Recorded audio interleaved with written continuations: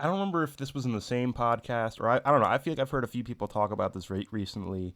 I think like Ari Shafir has talked about it a bit, where it's like you the you rarely see any kind of negativity online translate to anything in the clubs or in real life. I mean, have you had any like uncomfortable situations or bad reactions to jokes or anything that's kind of been tough to Oh no, but navigate? I don't feel like you would. You seem like a no, I'm pretty not that guy though. So no. yeah, like Ari's that guy.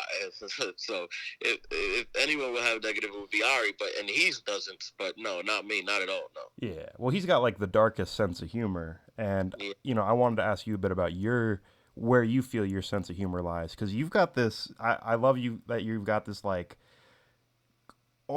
not too blue, but kind of like sassy way you approach things. Like your bit about owning stock in Delta. It's like it's kind of like sassy towards the hypothetical workers at the airport, or your bit about like dating is like a little. You've got this kind of like sassy take on. Uh, uh, Sassy. That's so funny. I never heard that. but it's like I don't That know, is like you scripture don't from get my comedy. but like it's I don't know. That almost makes it sound a little like dainty, but it's like you're. It's not that. It's Yeah. like you don't get too dark and you don't get too like aggressive about it, but you make these funny points where you're kind. It's kind of like you're being a little like facetious in like this really slick way. I don't know. I like this like tone that a lot of these like, especially your stuff about like how things have been during the pandemic and like how people have been acting in society lately. I feel like you like touch on it in a nice way. I mean, how do you feel about like really dark in like black and blue humor? Like where's your role between being a clean comic and like finding stuff that you think goes a little too far?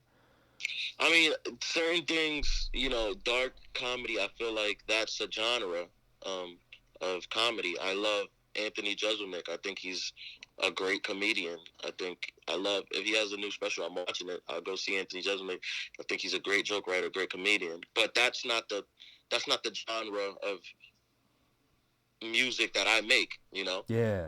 Like it's all genre. That's not what I make. I'm not that guy. There's certain. I feel like there's a certain with making that type of comedy. There's a certain bravado and a certain look and a certain attitude that you have to have, which I don't possess.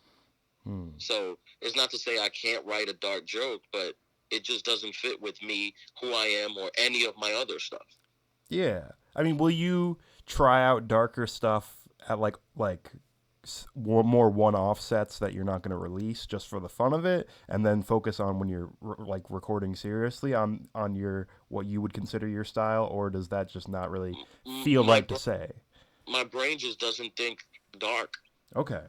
Like, so I mean, I definitely have jokes that are darker than other jokes, but if you put it up on the wall of dark, it definitely wouldn't stand up against anybody else's dark stuff. Yeah.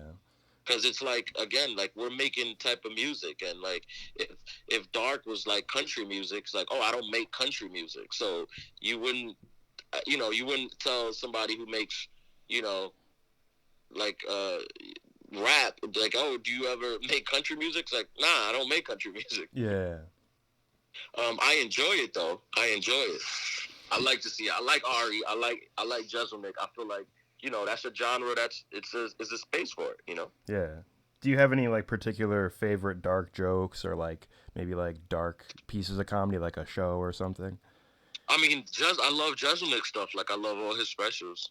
Okay. Like any particular like jokes, if you can. I mean, it's okay if you can't think of like a particular one off the top of your He head, has but a. He has. I mean, he has the. He's known. He has like the. He has in his last special the stuff about. He has like a 10-minute chunk on like abortion that's super dark. He has his previous special was the Casey Anthony joke about the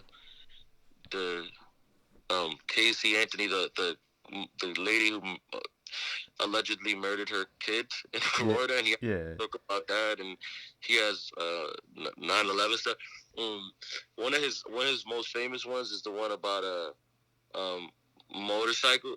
He goes he said I told uh I'm gonna mess it up, but he said I told somebody. He's like, I think he said I told my mom that I wanted to die I wanted to buy a motorcycle, and she was like, "Your brother died at 18 from a horrible motorcycle accident, so you could just have his." I don't think that's I've heard that one. I yeah, thought I'd seen his last. that's dark as hell, but it's funny as hell. Yeah, But yeah, see, I don't do that. Like my brain doesn't think like that. But that's so good. yeah. I mean, he's got his own thing carved out. I mean, and I feel like even though, like you said, it's a genre. At the end of the day, it's like it's just what's authentically in the comedian's voice. Because like For sure. Tony Hinchcliffe is dark in a different way, but For they're sure. like to different people. They could both be considered. One could be considered edgier than the other, just depending Right. on what kind of thing sets you off. Or like Jimmy Carr or someone like that. They each have Right. kind of their own brand of dark. Right. And if you see me, I mean, if you see me or if you watch my stuff, you know that like that's not really my demeanor or on stage, you know. So it kind of I feel like the audience would just if I just did like some dark joke, they would just be like, "What?" Yeah.